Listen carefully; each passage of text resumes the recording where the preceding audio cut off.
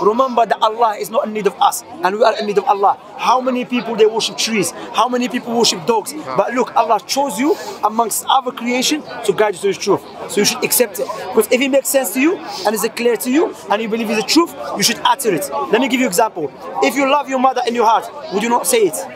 Would you not show it? So by buying flowers to her, looking after her.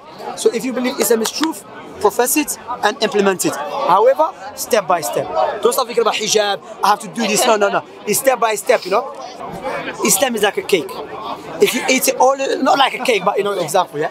Okay. If you eat all of it one time, what will happen to you? You feel sick. You feel sick and you vomit it. In order for you to feel the sweetness of the cake, what you have to do?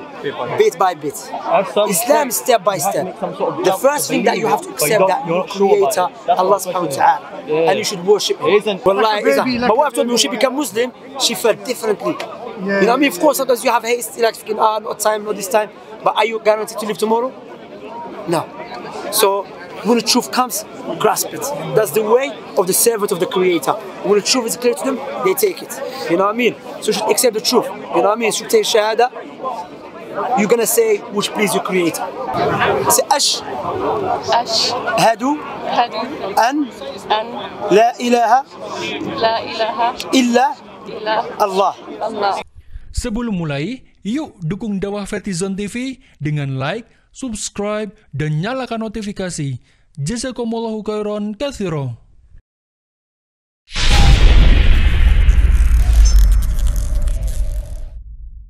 Wisdom of the Creator. For example, look, we have a nose next to our mouth. So before you eat, what you do is smell food. We have eyebrows above our eyes. Because why? That protects us from the sweat. And the sweat contains the salt. If it keeps going to your eye, that will damage your eyes. Likewise, we have a joint in our elbows. If we don't have a joint, you know how we will be walking like this. You know, it's funny, you know, and you will never be able to eat. You have to start eating like a dog, basically. You see? So the one that put a joint here indicates is the most wise. Likewise, rain. What rain can do can bring us what? Provision, food. And but again, likewise, the Creator can use the rain as what? As a punishment for the people who disobey Him. Does it make sense to you so far? Okay. If this is the case, therefore, the Creator that possesses wisdom and possess mercy will not create the creation without any purpose. Yeah. You agree? So, therefore, there is a purpose of this creation. And logically speaking, the only way to know our purpose of this life is what? To go back to the Creator. Let me give you an example. And now, if I make a car from scratch, no one knows about the car better than I do. Because who make it from scratch, I make it. So now, if you buy it from me and there's any problems with it, if you want to know about it in details, you come back to me. Make sense? Okay. Now, as a Muslims, what we say, which makes sense, how the Creator did it is by choosing people from us, human beings from us, to tell us our purpose of life. Because based upon His wisdom and His mercy, did not leave it up to our intellect to come to a conclusion what is our purpose of life. Why? Because we have different feelings, we have different intellect. So a person might say, my purpose is just to sleep all day. Someone say, my purpose is to smoke drugs. Someone say, my purpose is to steal, you know? So based upon the Creator's wisdom and His mercy, He chose people amongst us. But again, the Creator knows there is some people claim to be prophets of God, but they are liars. So what the Creator did when He chose people amongst us, He gave them something to differentiate them from the rest of the people. For example, let me ask you a question. Who knows the future? In details. The Creator. Because in order for me to create something, I have to possess knowledge, how to make it. So the Creator. So now, I don't have to go to Jesus, Moses, Abraham, Noah, Jacob. If I establish Prophet Muhammad as a true prophet, logic dictates you should believe what he came with. Okay? So now, one of the signs that God gave the prophets of His, or messengers of His, that they prophesied about the future. For example, Prophet Muhammad, 1400 years ago, he said that there will come a time when you see barefooted Arab man competing in building tall buildings. Listen to this, yeah?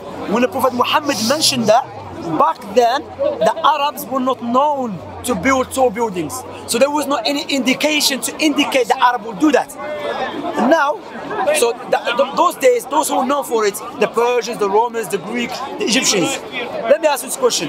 Where is the tallest building in the world? Dubai. Dubai is the Arab Peninsula. Dubai 50 years ago was a pure desert, let alone 1400 years ago. So how Prophet Muhammad knew that? You see, because as a Muslim, we don't just believe in Islam or Prophet Muhammad because we just blind follow. No, we have a tangible proof that we can share with everyone and for everyone to analyze and to come to conclusion, Muhammad must be a true Prophet alayhi salatu wasalam. So now this one thing. Another prophecy, Prophet Muhammad said there will come a time when the Muslim will overtake Constantinople. You know Constantinople? Istanbul, yes? The Muslim took over Constantinople 857 after Prophet Muhammad's migration. Literally like 700 years or 800 years after Prophet Muhammad passed away. Again, how he knew that? I'll give you someone which is powerful than that. I'm sorry for taking your time. No. Someone which is greater than that. We have a manuscript of the Old Testament because in the Quran Allah mentioned that Muhammad, your name, your description has been mentioned in the previous scriptures. Now we found a manuscript which is the Old Testament, goes back dates 1,000 years before Prophet Muhammad came into existence. However, there is a description and a prophecy about Prophet Muhammad. Where is it? Isaiah 42. Isaiah 42 clearly speaks about a person who's coming to glorify the Lord. Who is his servant? He's coming to the Gentiles. And we know the prophets of are you familiar with the prophets in the Old Testament? Like Moses, Jesus. Isaiah was before Jesus. However, he was after Moses. And he was after who? Solomon.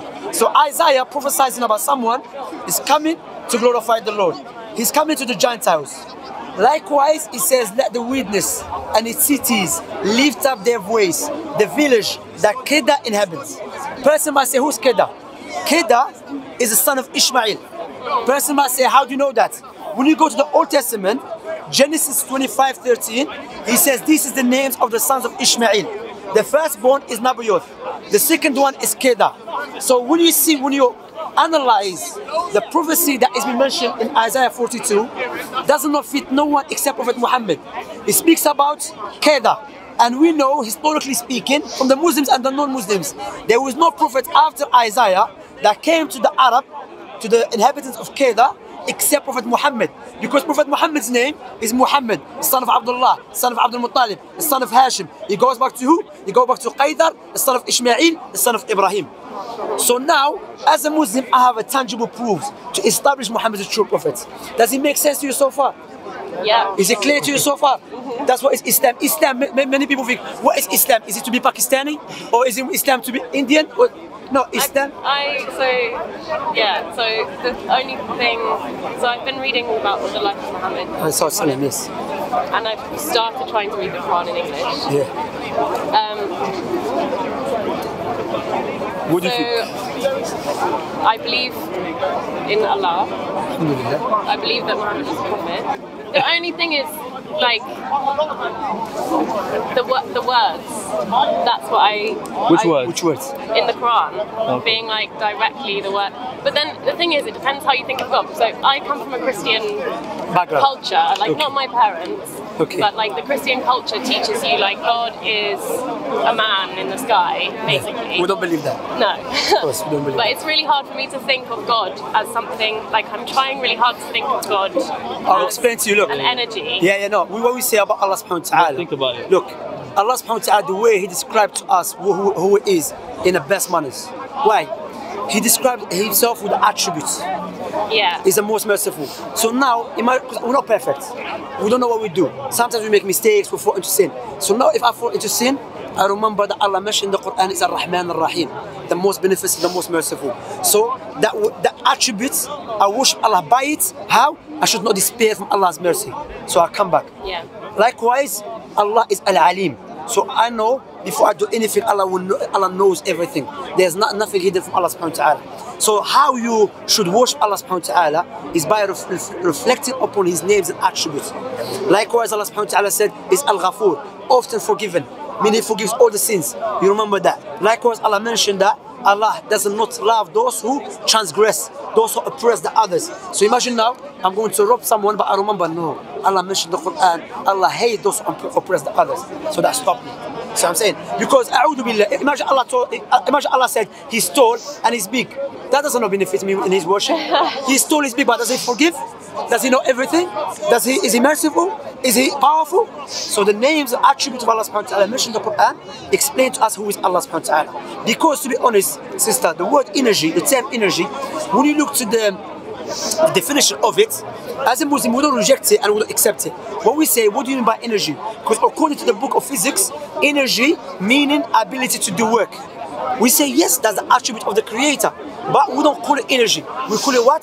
Power. So when you read the Quran, yeah, always when you start thinking about God, there is, in order for me to know how Allah look or who is Allah, he has to come from Allah himself, or he has to come from his messengers. So what came from Allah subhanahu wa ta'ala? He came that he described himself with his names and attributes. Because in order for you to know someone how he look like, you saw him before, or there's something look like him. Correct? Or someone saw him and he told you how he looks, yes? So when you look to Allah subhanahu wa ta'ala, no one sees Allah subhanahu wa ta'ala.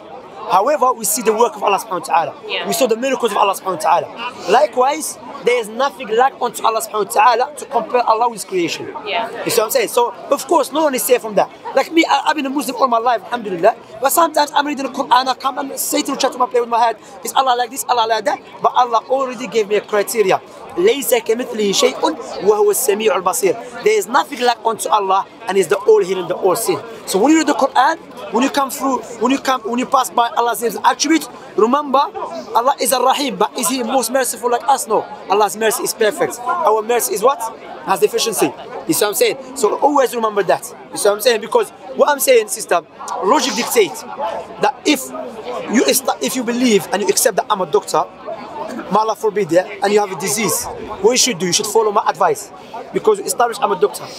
So now maybe I will give you a medication that you saw for thinking doesn't make any sense, medication, but you trust me. Why? Because you know I know what I'm doing. I'm a doctor. So I'm saying when we establish Prophet Muhammad as a true prophet, some things doesn't make any sense. Some things in the Quran or the prophetic tradition is beyond our understanding. However, does not contradict our intellect.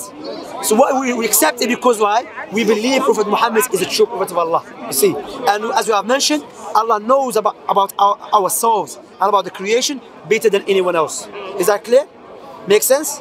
Okay, so what I'm saying to you, if you accept Allah is a true ilah, a true God, and the Prophet Muhammad is a true prophet, what is stopping you to accept Islam? And that's the biggest blessing. Allah subhanahu wa ta'ala said in the Quran, look what Allah said in the Quran. Allah said, وَمَا خَلَقْتُ الْجِنَّ وَالْإِنسَ إِلَّا لِيَعْبُدُونَ. I have not created jinn and mankind except to worship me. Allah mentioned in the Quran, إِنَّ الدِّينَ عِنْدَ اللَّهِ Islam. The meaning of the verse, the religion with Allah is Islam. Allah mentioned another verse, وَمَنْ يَبْتَغِ غَيْرَ الْإِسْلَامِ دِينًا فَلَنْ يُقْبَلَ مِنْهُ وَهُوَ فِي الْآخِرَةِ مِنَ الْخَاسِرِينَ. Whoever seeks religion other than Islam will never be accepted from him, and in the hereafter he will be from the losers.